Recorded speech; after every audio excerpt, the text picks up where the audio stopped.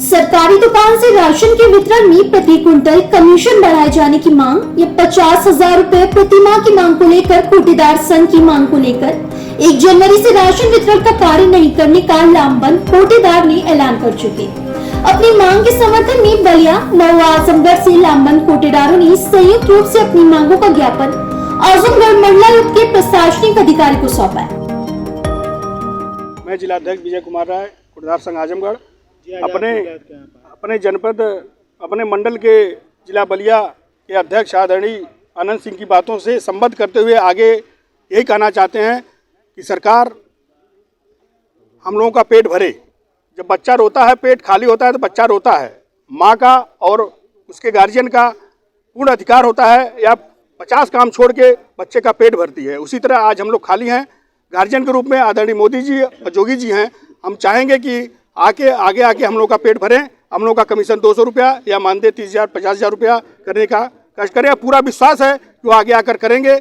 इसी के साथ मैं अपनी बात समाप्त करता हूँ। बलिया के कोटेदार संघ के जिला अध्यक्ष आनंद प्रकाश सिंह ने बताया कि पूरे देश में सबसे ज्यादा राशन का वितरण उत्तर प्रदेश में किया जाता है, लेकिन सबसे ज्यादा उत्पीड़न यहीं पर हो रहा है।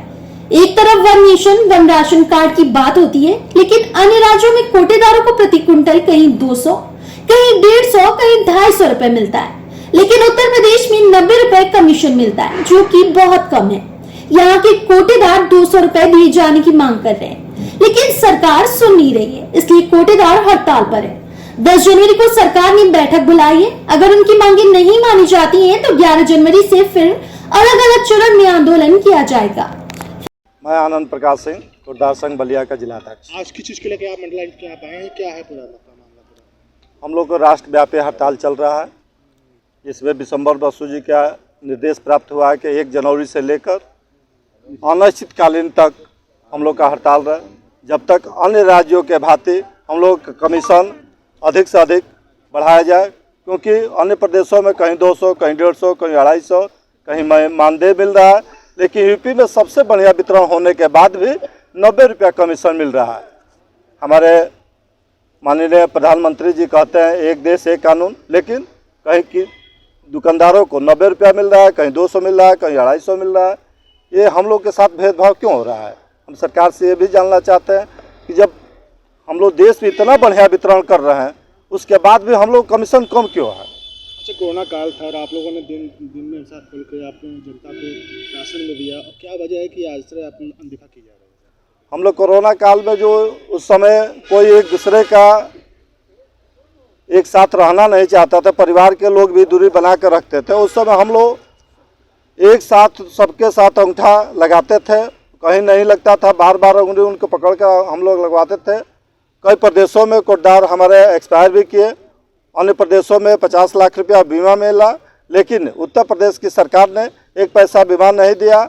उन लोग की दुकान भी आज तक कई जगह उन लोग की दुकान भी नहीं हो पा रही है। आज आपकी मांगे अगर नहीं पूरी हुई तो उसके क्या करेंगे? हम लोग शांतिपूर्वक से धरना प्रदर्शन भी आगे करने का प्रोग्राम है। जैसे 10 तारीख से सरकार ने वितरण का आदेश दिया है, लेकिन 11 तारीख से और सरकार हमको बुला कर वार्ता और सम्मानजनक कमीशन वृद्धि नहीं करती है, तो हम जगह जगह SDM के यहाँ, BDO के यहाँ पत्र रख देंगे। उसके बाद ब्लॉक जाकर घेराव करेंगे कि क्योंकि हमारी समस्याएं बहुत ज़्यादा जटिल हो गई है। पहले हम लोग वितरण करते थे, हम लोग बहुत सुचारू रूप से वितरण करते थे, लेकिन ये मशीन लगाकर हम लोग को नेटवर्क की दिक्कत की वजह से कहीं कहीं नेटवर्क नहीं आता है। मोबाइल से हम लोग मशीन को चलाते हैं, मशीन 1 घंटा 1.5 घंटा चलती है। अभी अधिकारी से आप मिले, क्या आश्वासन मिला?